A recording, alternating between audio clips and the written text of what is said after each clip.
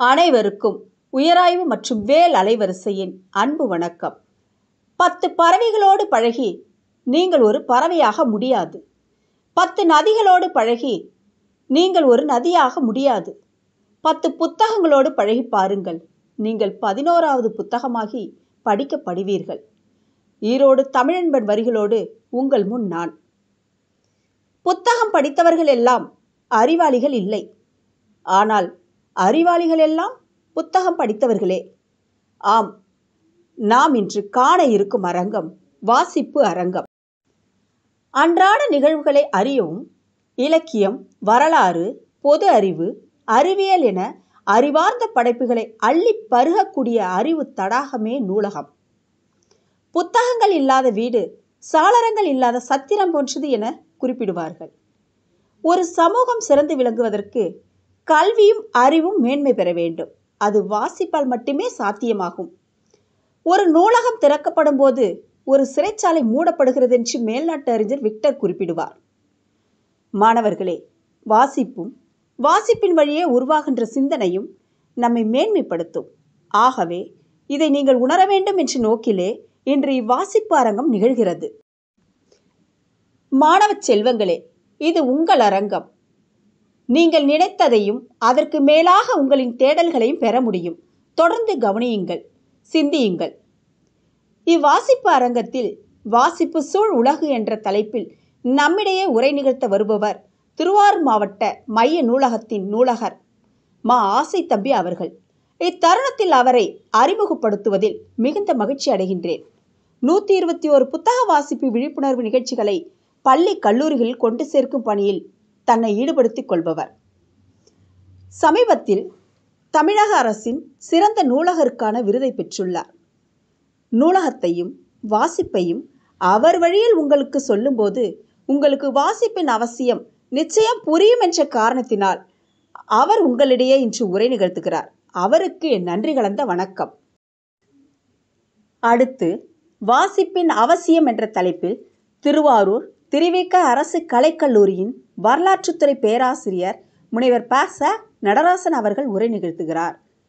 வாசிப்பின் அவசியத்தை ஒரு புத்தக வாசிப்பாளர் கூறும்போதுதான் அதில் நமக்கு உயிர்ப்பு இருக்கும். ஆகவே உரை நிகழ்த்தக்கூடிய இப்பேராசிரியருக்கு என் நன்றி கலந்த வணக்கத்தை தெரிவித்துக் கொள்கின்றேன். ஆன்றோர்களே, சான்றோர்களே, பயனர்களே, உங்கள் அனைவருக்கும் என் மகிழ்வான வணக்கம். வாருங்கள் உலகத்தமிழ் மாணவர்களே, நூலகம் செல்வோம், புத்தகம் வாசிப்போம், மேன்மை பெறுவோம், தமிழால் இணைவோம். நான் உங்கள் முனைவர் சே. அஜித்தா, துறை தலைவர், தமிழ் உயராய்வுத்துறை, திருவிக அரசு கலைக்கல்லூரி, திருவாரூர். நன்றி, வணக்கம். அனைவருக்கும் வணக்கம். வாசிப்போம், நேசிப்போம், நூலைப்படி, சங்கத்தமிழ் நூலைப்படி, முறைப்படி நூலைப்படி, காலைப்படி, கடும் பகல் படி, மாலை இரவு பொருள் பழும்படி, கற்பவை கற்கும்படி, வள்ளுவர் சொன்னபடி, கற்கத்தான் வேண்டும் அப்படி, கல்லாதவர் வாழ்வதெப்படி, அறம்படி, பொருளைப்படி, அப்படியே இன்பம்படி, இறந்தமிழ் நான்மறை பிறந்ததென்று சொல்லும்படி, நூலைப்படி, அகப்பொருள் படி, அதன்படி, புறப்பொருள் படி, நல்லபடி, புக படிப்படியாய் புலமை வரும் என் சொற்படி, நூலைப்படி, சாதி எனும் தாழ்ந்தபடி, நமக்கெல்லாம் தள்ளுபடி, சேதி அப்படி தெரிந்துபடி, தீமை வந்திடுமே மறுபடி, நூலைப்படி, பொய்யிலே முக்கார்படி, புரட்டிலே கார்படி, வையகமே ஏமாறும்படி, வைத்துள்ள நூல்களை ஒப்புவதெப்படி,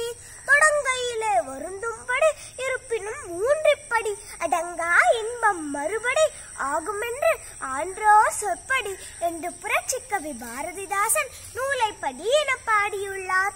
ஓதாமல் ஒரு நாளும் இருக்க வேண்டாம் என்றும், நீரளவே ஆகுமாம் நீராம்பல், தான் கற்ற நூலளவே ஆகுமாம் நுண்ணறிவு என்றும் கூறுகிறார் அவ்வை பாட்டி. அதாவது ஒருவர் எவ்வளவு தூரம் நூல்களை தேடி கற்று பரிச்சயமாக உள்ளாரோ அவ்வளவு தூரம் அவரிடம் அறிவும் படைப்பாற்றலும் நிறைந்து இருக்கும் என்கிறார். இதனை ஐயன் வள்ளுவரும் தொற்றனை தூறும் மலர்கேணி மாந்தர் தம் கற்றனை தூறும் அறிவு என்கிறார்.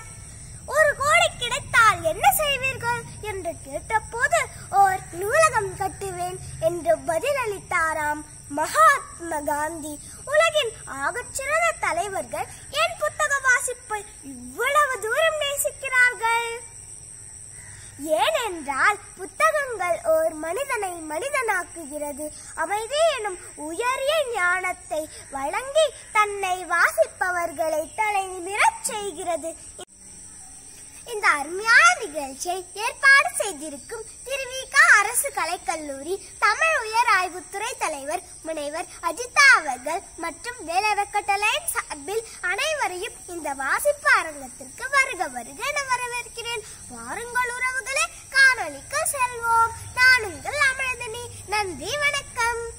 தகவல்களின் களஞ்சியமாகவும் பல வரலாற்று நிகழ்வுகளை அடுத்த தலைமுறைக்கு கொண்டு செல்லும் பாலமாகவும் ஒவ்வொரு மனிதரின் வாழ்விலும் சிறந்த நண்பனாகவும் உறுதுணையாகவும் ஊக்கமளிப்பவனாகவும் முன்னோடியாகவும் இப்படி எல்லாமாக திகழ்வது புத்தகங்களே.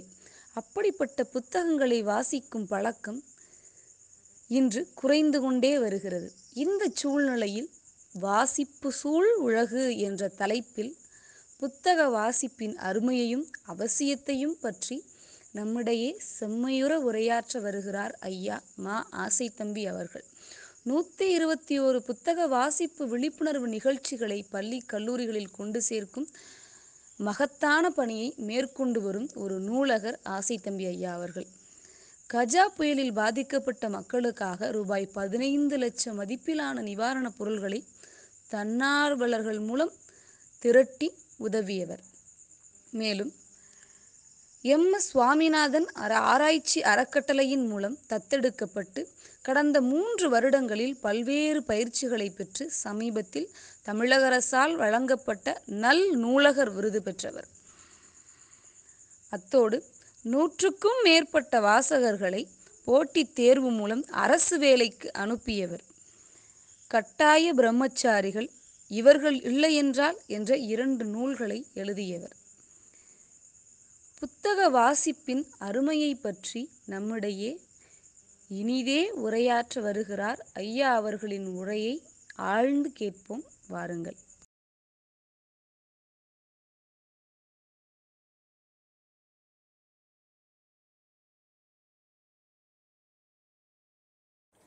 தமிழே உயிரே வணக்கம். தாய்ப்பிள்ளை உறவம்மா உனக்கும் எனக்கும். நீ என் நாவில் இல்லை என்றால் இந்த வாழ்வே கசக்கும் புளிக்கும் என்ற காசி ஆனந்தனின் வரிகளோடு இந்த உரையை தொடங்குகிறேன்.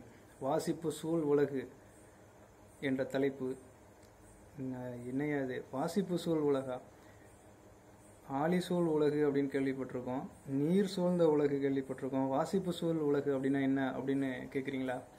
அதற்கான விடையை இந்த உரையை முடிக்கும் போது தெரியும் அப்படிங்கிறத தெரிவிச்சுக்கிட்டு, திருவாரூர் மாவட்ட வாசிப்பு இயக்க ஒருங்கிணைப்பாளர் என்ற முறையில் கடந்த 3 ஆண்டுகளில் பார்த்தீங்கன்னு சொன்னால் ஒரு 11,000 குழந்தைகளை, பள்ளிக்கூட கல்லூரி குழந்தைகளை போய் சந்திச்சிருக்கேன். எதற்காக இந்த சந்திப்பு அப்படின்னு சொன்னால், இதுவரை அவங்க புத்தக வாசிப்பு அப்படின்னு என்னன்னு தெரியாமையும், அதே நேரத்தில் நூலகத்தை இதுவரையும் ஒரு முறை கூட சென்று பார்த்திடாத இளந்தளிர்களாக அவங்க வளர்ந்துட்டு வர்றது எனக்கு வேதனைக்குரிய விஷயமா இருந்துச்சு. அதனால போய் நான் அவங்கள சந்தித்து நூலகம்னு என்ன, புத்தக வாசிப்பு அதோட அருமை என்ன அப்படிங்கிறத சொல்லிட்டு வந்தேன். எங்களுக்குள்ள இந்த பள்ளி மாணவர்களுக்கும் எனக்குமான இந்த உறவு பார்த்தீங்கன்னு சொன்னால் மிகப்பெரிய அளவில் அடுத்த தலைமுறையை மாற்றப்படக்கூடிய ஒரு விஷயமா தான் இருக்குங்கிறது என்னோட அபிப்பிராயம்.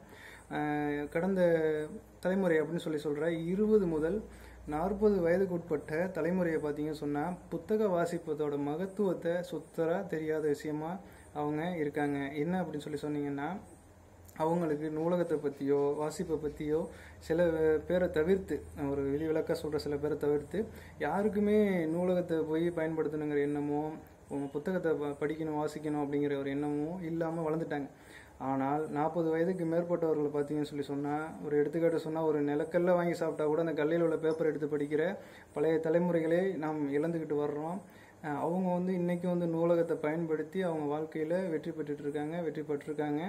ஆனால் அதே நேரம் இந்த புள்ளிவரெலாம் விட்டுட்டு பார்த்தோம்னு சொன்னால் 6 முதல் 12ஆம் வகுப்பு வரை பள்ளிக்கூடத்தில் படிக்கிறவங்களா இருக்கட்டும், கல்லூரியை போய் ஏற்றவங்களா இருக்கட்டும், இவங்களுக்கு புத்தக வாசிப்புனா என்ன, அதோட பயன்கள் என்ன, எப்படி நூலகத்துக்கு போகணும், எப்படி பயன்படுத்தணும் அப்படிங்கிறத பற்றி நான் வந்து தொடர்ந்து வாசிப்பு இயக்க நிகழ்ச்சி மூலயமா விழிப்புணர்வு பண்ணிட்டு வர்றேன் அப்படிங்கிறத இந்த நேரத்தில் நான் தெரிவிச்சுக்கிட்டேன். இதற்காக நான் சார்ந்திருக்கிற பொதுநூலகத்துறையை சேர்ந்த எனது நூலகத்துறை நண்பர்களாக இருக்கட்டும், அதிகாரிகளாக இருக்கட்டும், துறை சார்ந்த அனைவருமே என்னோட இந்த மாதிரியான வாசிப்பு இயக்க நிகழ்ச்சிகளுக்கு தொடர்ந்து ஆதரவை தெரிவிச்சுக்கிட்டு என்னோட உதவியை செஞ்சுட்டு வர்றாங்க. அதே போல் சமூகத்தில் செயல்படுகின்ற சான்றோர்களாக இருக்கட்டும், சமூக ஆர்வலர்களாக இருக்கட்டும், எனது நண்பர்களாக இருக்கட்டும், எல்லாருமே வந்து இந்த புத்தக வாசிப்புக்கு மிகப்பெரிய அளவில் எனக்கு வந்து ஒரு உறுதுணையாக இருக்கிறாங்க அப்படிங்கிறது இந்த நேரத்தில் தெரிவிச்சுக்கிறேன். நம்ம வந்து இதுக்கு முன்னாடி உள்ளார போகிறதுக்கு முன்னாடி ஒரு விஷயம் சொல்கிறேன். நூலகம், வாசிப்பு இதை பற்றி தான் பேச போகிறோம். அது என்ன அப்படிங்கிறத தெரிஞ்சுக்கிறதுக்கு முன்னாடி வாழ்க்கையில் நம்ம எல்லா விஷயத்துக்குமே ஒரு ஃபார்முலா அப்ளை பண்ணணும் அப்படிங்கிறத நான் இந்த நேரத்தில் தெரிவிச்சுக்கிறேன். அது என்ன ஃபார்முலா அப்படின்னு சொல்லி கேட்டிங்கன்னா WH கொஸ்டின்ஸ் அப்படின்னு சொல்லுவாங்க ஆங்கிலத்தில்.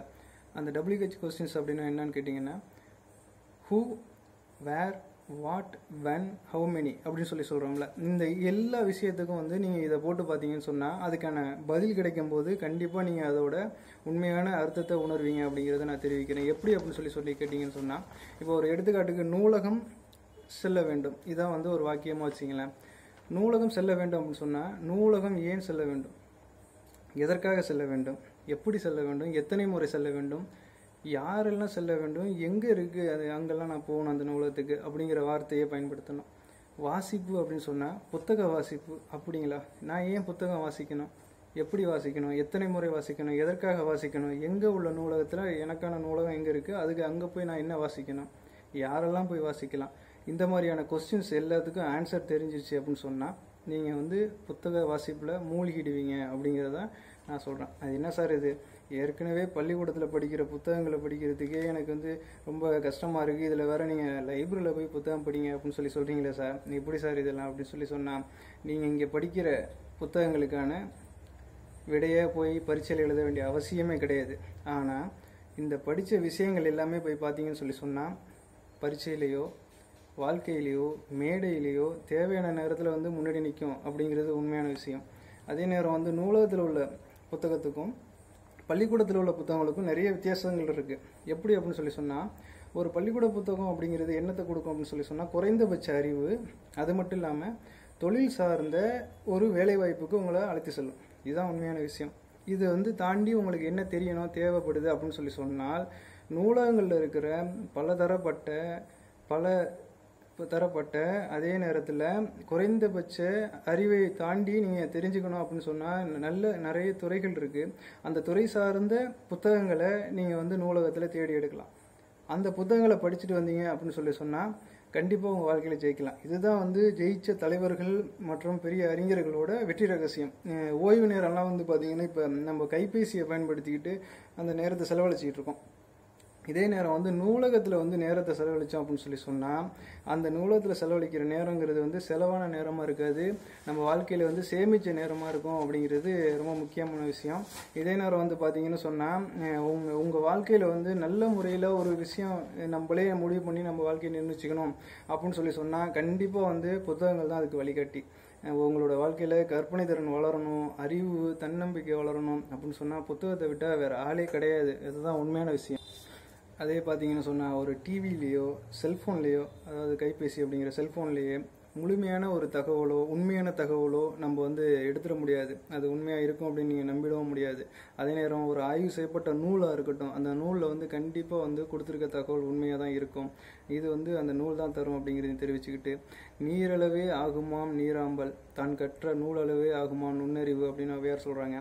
அது என்ன அர்த்தம் அப்படின்னு சொல்லி உங்களுக்கே புரியும். ஒருவர் வந்து எவ்வளோ தூரம் நூல்களை தேடி சென்று கற்று பயிற்சியமாகறாங்களோ அந்த அளவுக்கு அவரிடம் வந்து அறிவும் படைப்பாற்றலும் மிகுந்து இருக்குங்கிறது தான் செய்தி. உங்களுக்கான நூலகம் எங்கே இருக்குங்க, எனக்கான நூலகம் எங்கெங்க இருக்குது அப்படின்னு சொல்லி நீங்கள் கேட்குற கேள்வி எனக்கு புரியுது. 4603 நூலகங்களை தமிழ்நாடு அரசு வந்து தோற்றுவித்து நிர்வகிச்சுட்டு வருதுங்க. அது மட்டும் இல்லாமல் வந்து அனைத்து கிராமங்கள்லேயும் 12657 அண்ணா கிராம மரமலர்ச்சி நூலகம் அப்படிங்கிற பேரில் வந்து செயல்பட்டுட்டு வருதுங்க. இந்த நூலகங்கள்லாம் எதுக்காக அப்படின்னு சொன்னால் உங்களுக்காக தான். உங்களுக்கு பக்கத்தில் இருக்கிற நூலகத்தை போய் நீங்கள் கண்டிப்பாக வந்து பயன்படுத்த ஆரம்பிக்கணும். கல்லூரியெல்லாம் படிச்சுக்கிட்டு இருக்கீங்கல்ல, இப்போ இந்த ஸ்கூலு முடித்த பிறகு காலேஜ் முடித்த பிறகு என்ன சார் பண்ணுறது, போட்டித் தேர்வுக்கு போய் படிங்க. பக்கத்தில் இருக்கிற நூலகத்தை வந்து போட்டித் தேர்வுக்காக கண்டிப்பாக பயன்படுத்தலாம். அது முடிச்சோன்னா வேலை கிடச்சிட போகுது. வேலை கிடச்சோன்னா அதுக்கு பிறகு லைப்ரரி தேவையில்லையா சார் அப்படின்னு சொல்லி கேட்டிங்கன்னா இல்லை, வேலை கிடைச்ச பிறகு உங்களோட வாழ்க்கை நெறிமுறைகளை சரி பண்ணுறதுக்கு கண்டிப்பாக வந்து நூலகத்துக்கு போகணும். பொழுதுபோக்குறதுக்கும் நூலகத்தில் போய் பொழுதுபோக்குங்க. நிறைய விஷயங்களை தெரிஞ்சுக்கலாம். பெற்றோர்கள் ஆசிரியர்கள் வந்து இந்த விஷயத்தில் மெயின் ரோல் பண்ண வேண்டியது பெற்றோர் ஆசிரியர்கள் தான் அப்படிங்கிறத நான் தெரிவிச்சுக்கிறேன். எப்படின்னு சொல்லி சொன்னால், ஒவ்வொரு மாணவனும் வந்து நூலகத்துக்கு செல்ல வைக்கிறதுக்கு வந்து பெற்றோர்கள் நினச்சா செய்யலாம்.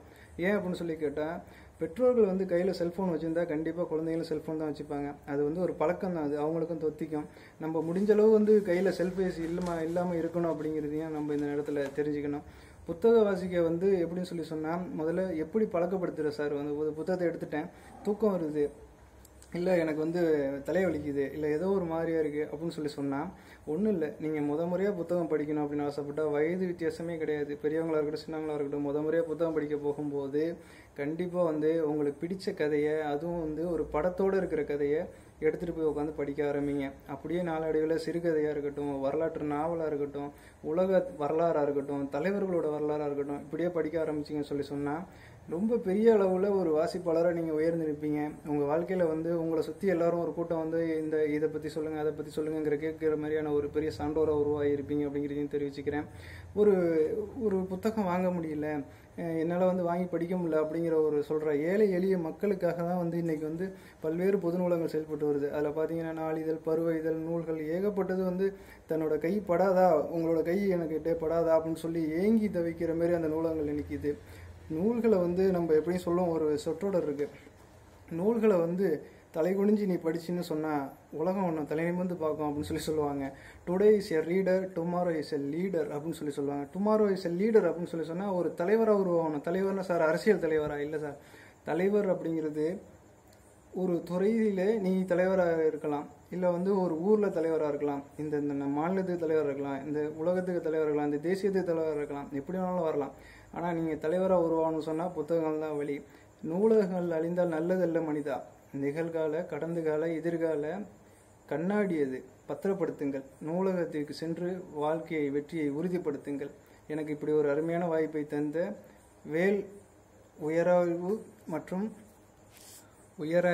மற்றும் வேல் யூடியூப் சேனலுக்கும், இதனை பார்த்து கொண்டிருக்கின்ற, இதுவரை இதை பார்த்து ஓரளவாவது தகவலை தெரிந்து கொண்ட எனது அன்பு பார்வையாளர்களுக்கும் நன்றியும் பேரன்பும் உரித்தாகட்டும். அன்புடன் ஆசி தம்பி சரவணன். நன்றி, வணக்கம். புத்தக வாசிப்பின் அவசியத்தை பற்றி ஒரு உண்மையான புத்தக வாசிப்பாளர் சொன்னால்தானே அது நமக்கு உகந்ததாக இருக்கும்.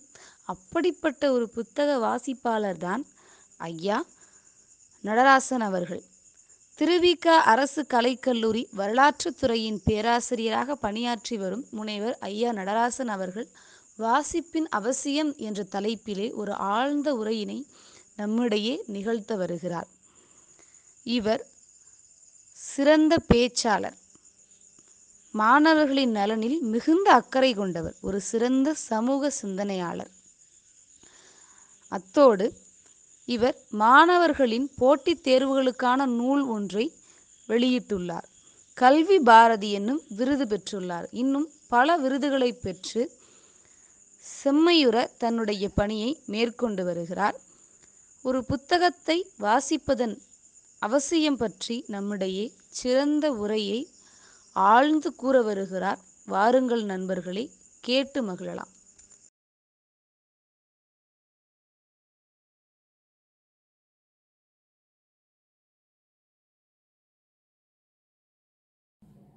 வணக்கம்.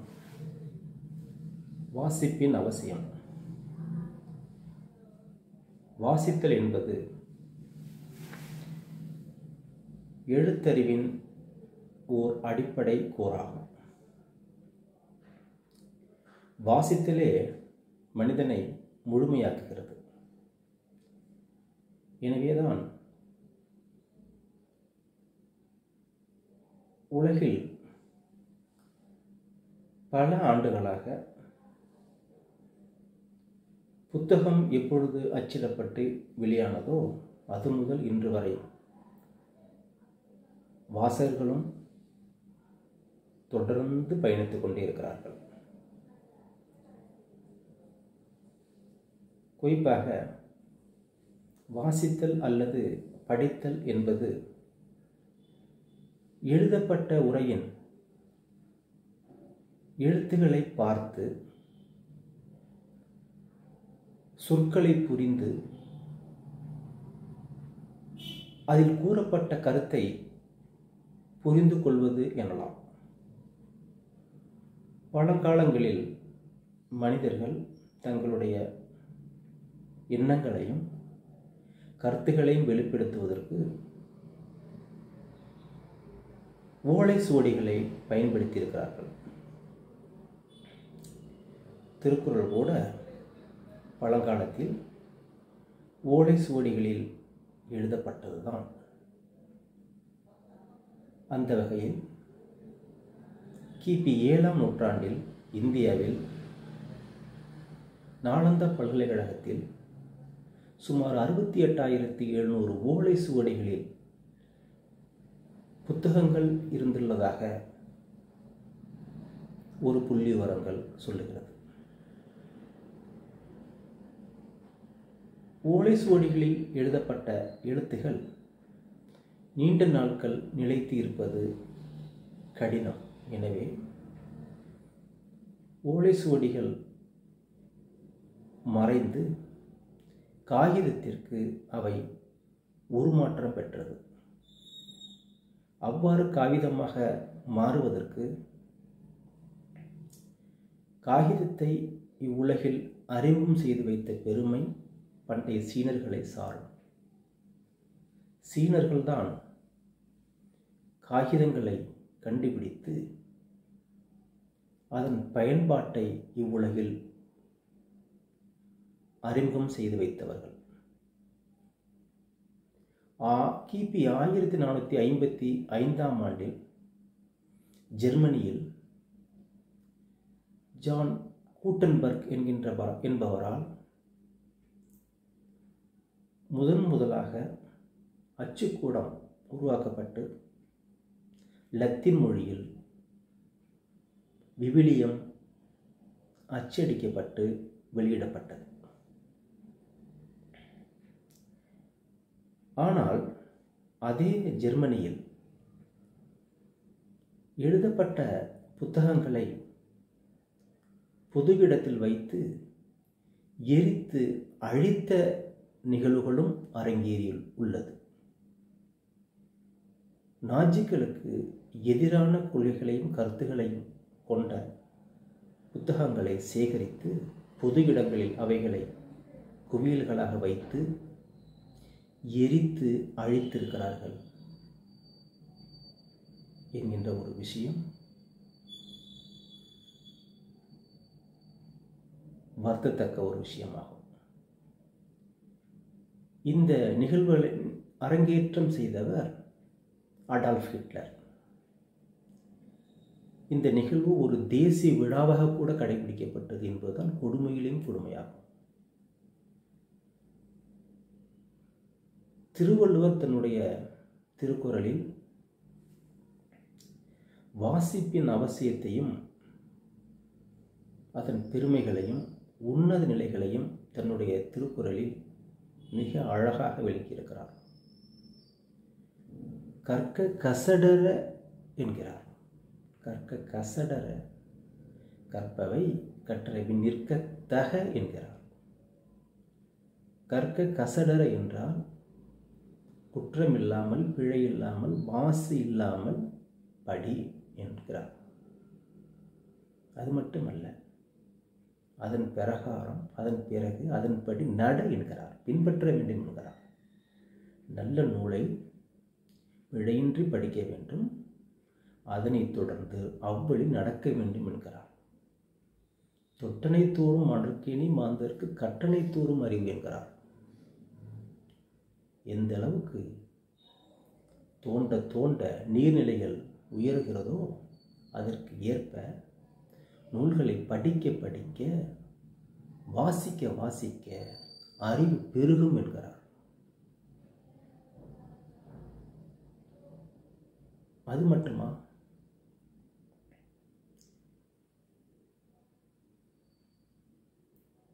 திருவள்ளுவர் தன்னுடைய திருக்குறளில் கற்போரே கண்ணுடையார் என்கிறார். கற்பவர்களுக்கு கண்கள் இருக்கிறது, கண்கள் உள்ளவர்கள் கற்கிறார்கள் என்கிறார்.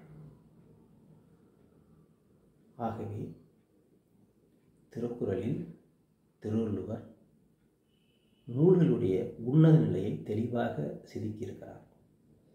அது மட்டுமா, கண்டதை கற்றவன் பண்டிதன் ஆவான் என்பது ஒரு புதுமொழி.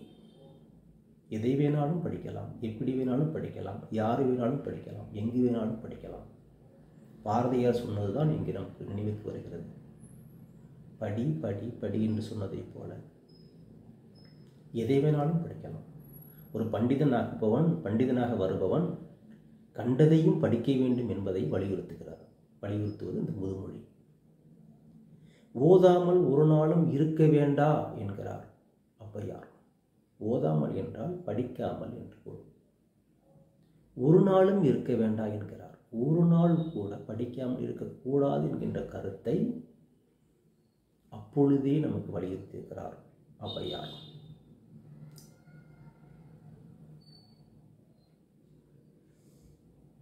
கிரேக்க அறிஞன் பிளாட்டோ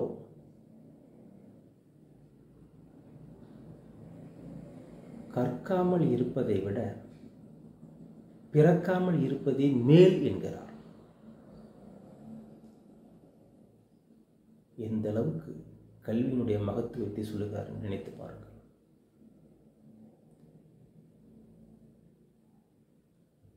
ஒரு மனிதனின் ஆக சிறந்த கண்டுபிடிப்பு வாசித்தலே புத்தகம்தான் என்கிறார் ஆல்ஃபிரட் ஐன்ஸ்டீன்.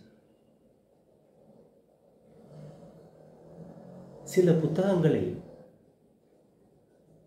வாசியுங்கள், அவற்றை அப்படியே விழுங்குங்கள். சில புத்தகங்களை ருசியுங்கள், அவைகளை மென்று ஜீரணியுங்கள் என்கிறார் பிரான்சிஸ் பேக்கன். புரட்சி காலகட்டத்தில், புரட்சி பாதையில் கைத்துப்பாக்கிகளை விட மிகப்பெரிய ஆயுதம் புத்தகங்கள் தான் என்கிறார் லெனின். எனவே புத்தகங்கள் அவ்வளவு வலிமையானது. படித்து மறப்பதை விட மறந்து படிப்பதே நல்லது.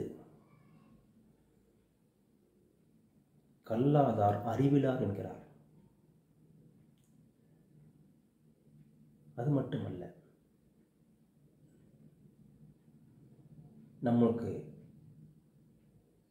வாசித்தல் சம்பந்தமாக எவ்வளவோ உதாரணங்கள் சங்க இலக்கியங்களில் ஆங்காங்கே கொட்டி கிடக்கின்றன. லண்டனில் அறிஞர்கள் நீங்கள் எங்கே தங்க விரும்புகிறீர்கள் என்று வினவிய பொழுது எது நூலகத்திற்கு அருகில் உள்ளது என்று கேட்டவர் டாக்டர் பி.ஆர். அம்பேத்கர். உங்களுக்கு 1 கோடி ரூபாய் கொடுத்தால் நீங்கள் என்ன செய்வீர்கள் என்று கேட்டதற்கு ஒரு அழகிய நூல் நிலையம் அமைப்பேன் என்றார் தேசத்தந்தை காந்தியடிகள். எனவே நூல்களினுடைய இன்றியமையாத விஷயங்களையும் அதனுடைய அவசியத்தையும் இன்று நேற்றல்ல எவ்வளவோ உதாரணங்கள் மூலமாக நமக்கு காட்சிப்படுத்தப்பட்டு வந்து கொண்டே இருக்கின்றன. தற்பொழுது வேண்டுமானால் நாம் டிஜிட்டல் உலகத்திற்கு மாறியிருக்கலாம். தற்காலங்களில் நூலகங்களில் புத்தகங்கள் நிரம்பி வழிகின்றன, நூலகங்களை அலங்கரிக்கின்றன. ஆனால் அவை அந்த அளவுக்கு வாசிக்கப்படுவதில்லை. நூல்கள் படைக்க தகுந்த அளவிற்கு அவைகள் வாசிக்கப்படுவது இல்லை என்பது ஒரு வருத்தமான ஒரு செய்தியை நான் இங்கே குறிப்பிட விரும்புகிறேன். 2016ஆம் ஆண்டு புத்தகம் எது எது புத்தகம் என்னும் தலைப்பில் ஈரோடு தமிழன்பன் ஒரு புது கவிதை தொகுப்பு ஒன்றை நமக்கு வழங்கியிருக்கிறார். தலை சிறந்த புதுக்கவிஞன் அவர். அவருடைய இயற்பெயர் ஜெகதீசன் என்பதாகும். திருச்சி அருகில் உள்ள சென்னிமலையில் பிறந்தவர். தற்கால புதுக்கவிஞர்களில் ஒரு பிதாமகன் அவர். அவருடைய புது கவிதைகள் தமிழகத்தினுடைய அனைத்து பல்கலைக்கழகங்களிலும் பாடமாக வைக்கப்பட்டிருக்கிறது. இலக்கிய மாணவர்களுக்கு, தமிழ் இலக்கிய மாணவர்களுக்கு பரிச்சயமானவர். பாமரனையும் சுட்டி இழுக்கக்கூடிய வல்லமை படைத்த அவருடைய எழுத்துக்கள் 122 கவித்தொகுப்புகளாக வெளிவந்துள்ளன. ஓரிடத்தில் சொல்லுகிறார், நீங்கள் 10 பறவைகளோடு பழகி பாருங்கள், ஆனால் நீங்கள் ஒரு பறவையாக மாற முடியாது. நீங்கள் 10 நதிகளோடு பழகி பாருங்கள், நீங்கள் ஒரு நதியாக மாற முடியாது. நீங்கள் 10 புத்தகங்களோடு பழகி பாருங்கள், நீங்கள் 11வது புத்தகமாக படிக்கப்படுவீர்கள் என்கிறார். எவ்வளவோ ஆழமான செய்திகளையும் காவியங்களையும் கதைகளையும் கருத்துகளையும் ஒரே வரியில் படிக்கத்தக்க அதிசயம் கொண்டது புதுக்கவிதை. ஈரோடு தமிழனுடைய கவிதைகளாக இருந்தாலும் சரி, மறைந்த வாலிப கவிஞன் வாலியினுடைய கவிதைகளாக இருந்தாலும் சரி, எண்ணற்ற ஆழமும் அறிவும் கொண்டவை, மகத்தான வரிகள் அவைகளெல்லாம்.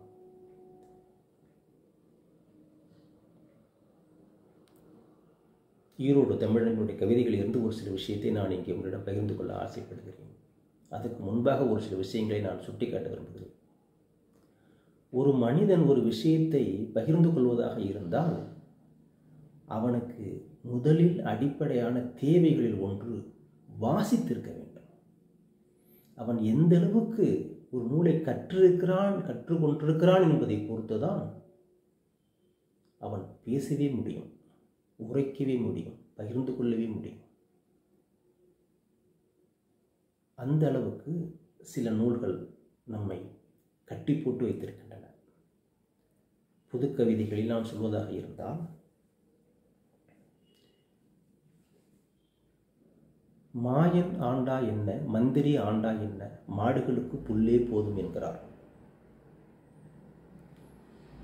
அகராதிக்குள் சொற்கள் பேசிக் கொண்டிருக்கின்றன, அகராதிக்குள் சொற்கள் பேசுகின்றன. நாம் இன்னும் இங்கே இருப்பது என்ன பயன்? பன்னீர் தெளிப்பார்கள் என்பதற்காக யார் சவப்பெட்டியில் படுப்பார்கள்? இல்லை என்றுதான் தோன்றுகிறது, இல்லை என்றுதான் தோன்றுகிறது. இருந்தாலும் ஒரு கேள்வி கேட்டு வைப்போம் கடவுளிடம். இல்லை என்றுதான் தோன்றுகிறது, இருந்தாலும் ஒரு கேள்வி கேட்டு வைப்போம் கடவுளிடம். நீ இருப்பதனால் என்ன பயன்? எல்லாம் வல்ல இறைவனுக்கு எதையும் செய்ய முடியாதபடி சாபமிட்டது யார் என்கிறார் ஒரு இடத்தில்.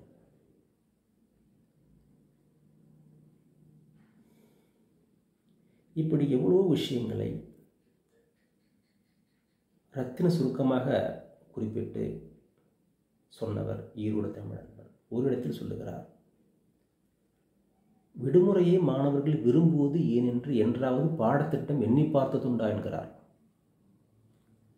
விடுமுறையை மாணவர்கள் விரும்புவது ஏன் என்று என்றாவது பாடத்திட்டம் எண்ணி பார்த்ததுண்டா என்கிறார். ஆக தற்பொழுது 75வது சுதந்திர விடுதலை நாளை நாம் கொண்டாட இருக்கிறோம். இந்தியா சுதந்திரம் பெற்று 75 ஆண்டுகளை பூர்த்தியாக இருக்கிறது. 75 ஆண்டுகள் செய்த சாதனைகளை ஒரே வரியில்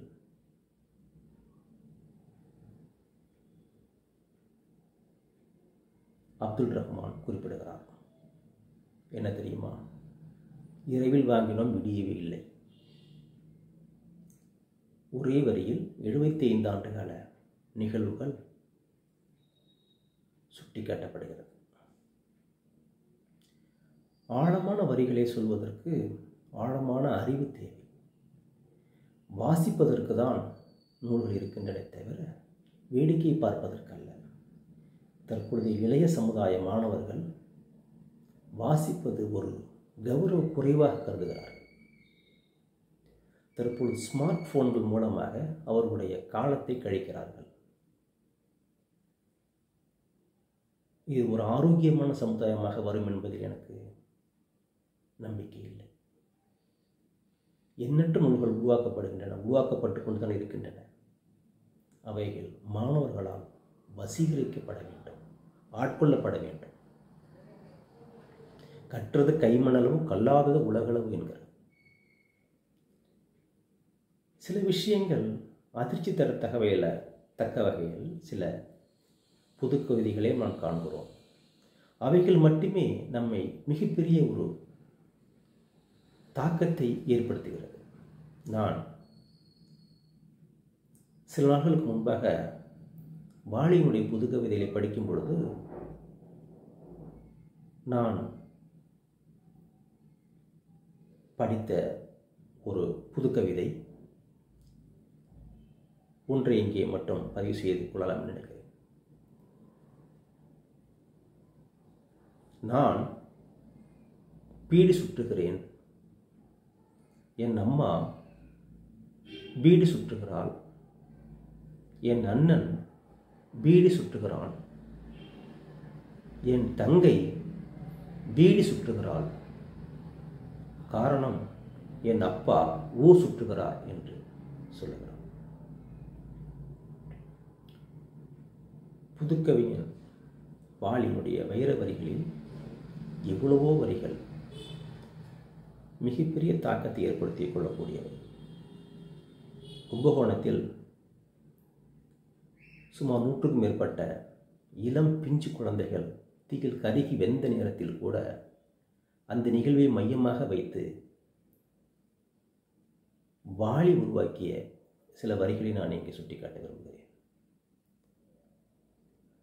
கோயில்கள் அதிகம் உள்ள ஊராமே குடந்தை, கோயில்கள் நிறைந்த ஊராமே குடந்தை, அப்படியாயின் இவ்வளவு கொடுமைகளுக்கும் இத்தனை தெய்வங்களுமா உடந்தை என்கிறார். ஆக ஒரு செயலை, ஒரு சொல்லை, ஒரு கருத்தை ஆணித்தரமாக வலியுறுத்த தக்கது கவிதைகள். கட்டுரைகளாக இருக்கலாம் அல்லது வேறு எந்த வடிவங்களாக இருக்கலாம். நாம் அவற்றை படிக்க வேண்டும். வாசித்தல் என்பது மனிதனுக்கு சுவாசம் போன்றதாக இருக்க வேண்டும். விரும்பி படிக்கப்பட வேண்டும். ரசித்து அவை அனுபவிக்கப்பட வேண்டும். அப்பொழுதுதான் வாசகத்திற்கும் வசனத்திற்கும் ஒரு உயிரோட்டம் இருக்கும் என்பதை கூறி, வாசிப்பு என்பது ஒரு தனி மனிதனுடைய ஒட்டுமொத்தமான வளர்ச்சிக்கும் ஒரு தனி மனிதனுடைய உன்னத நிலைக்கும் வழிவகுக்கும் என்று கூறி, வாருங்கள் சுவாசிப்போம், நேசிப்போம், பூஜிப்போம் என்று கூறி விடைபெறுகிறேன். நன்றி, வணக்கம். இந்த காணொளியை முழுமையாக கண்டு ரசித்த அத்துணை பயனர்களுக்கும் எங்களுடைய நெஞ்சார்ந்த நன்றிகளை தெரிவித்துக் கொள்கிறோம். இந்த காணொளியின் சிறப்பு விருந்தினர்களாக பங்கேற்று புத்தக வாசிப்பின் அவசியத்தை பற்றி இனிதே எடுத்துரைத்த இரு விருந்தினர்களுக்கும் எங்களுடைய நன்றிகளை தெரிவித்துக் கொள்கிறோம். மேலும் இந்த காணொளியை இனிதே ஒருங்கிணைத்து இயக்கி தந்த வேல் மற்றும் உயராய்வு அலைவரிசையின் இயக்குனரும் திருவிக அரசு கலைக்கல்லூரி தமிழ் உயராய்வுத்துறையின் தலைவருமான சே அஜிதா அம்மா அவர்களுக்கும் எங்களுடைய நன்றிகளை தெரிவித்துக் கொள்கிறோம். இந்த காணொளியின் சிறப்பு தொகுப்பாளனி அமுல்தனிக்கும் இசைப்பலகை வாசித்து தந்த சிவ பிரணவனுக்கும் எங்களுடைய நன்றிகளை தெரிவித்துக் கொள்கிறோம். மீண்டும் ஒரு முறை உங்கள் அனைவருக்கும் நன்றியை தெரிவித்துக் கொண்டு உங்களிடமிருந்து விடைபெறுவது உங்கள் விக்னேஸ்வரி ஜெயச்சந்திரன். நன்றி, வணக்கம். இந்த நிகழ்ச்சி உங்களுக்கு பிடிச்சிருக்குதானே? பிடிச்சிருந்துச்சுன்னா விரும்பவும், ரொம்ப பிடிச்சிருந்துச்சுன்னா பகிரவும், ரொம்ப ரொம்ப பிடிச்சிருந்துச்சுன்னா கருத்து பெட்டியில் கருத்துக்களை போடவும். நன்றி, வணக்கம்.